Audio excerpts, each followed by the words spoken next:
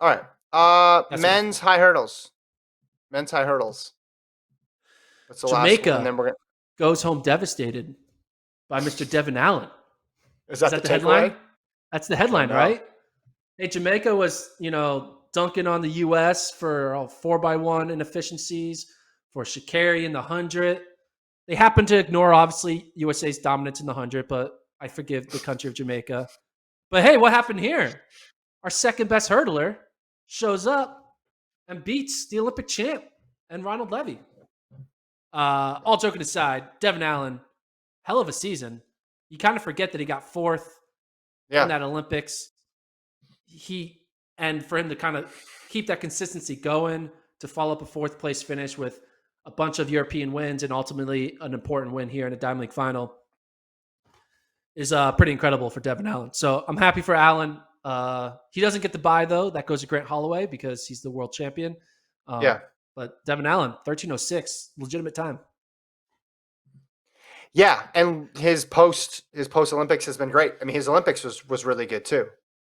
Finished out of the medals, but that's a tough event to medal in. Very deep. Everybody crowded around 13 low, but he's put out some good races here. Solid 13 low competitor. Again, I think when you talk about 2022, you're looking at Holloway. You want to see this French kid, Sasha Zoya, who broke that U20 record over the lower barriers, run a 12.7, which is incredible to say.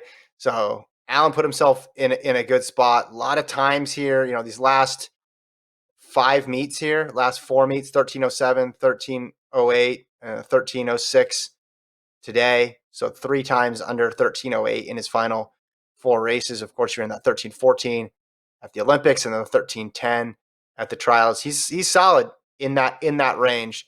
Question is just trying to get down, take that next step, which it's tough to do. It's tough to do, especially at his age, 26 years old, to take that other step down. I mean, he's run 13.03 is his PB, but he's just knocking on the door so much there. I mean, I think he could be the kind of the Parchment of next year, where maybe he doesn't come in as a top seed, but he's in the right spot at the right time and he's consistent, and at the right moment he has the right race and could get a medal, could get gold.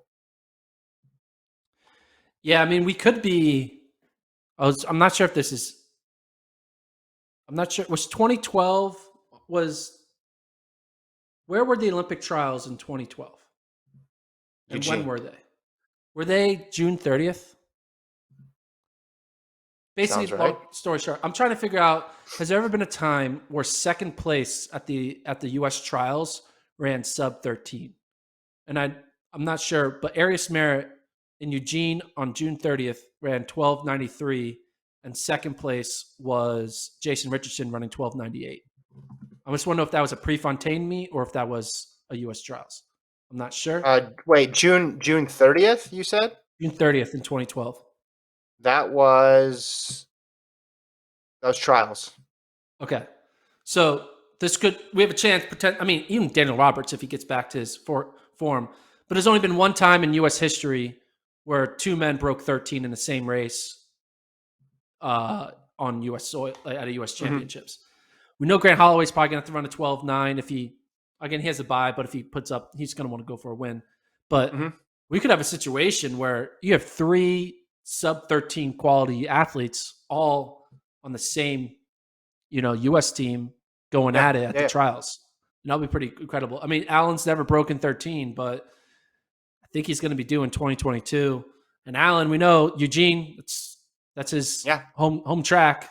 So there's going to be even more motivation to get back there in 2022. And I think it'll be pretty incredible to see a Holloway, Roberts, Allen U.S. final, and then ultimately a repeat of it at the 2022 championships. Mm-hmm. Long-winded way of saying I think Allen can break 13. That's what the whole point of that segment was. I think Allen can break 13 minutes. 13 seconds. I mean, it would be awesome. Well, by next year, if he doesn't do it this year, his PB is going to be 6 years old. So it's going to be tough, but that would be a cool story.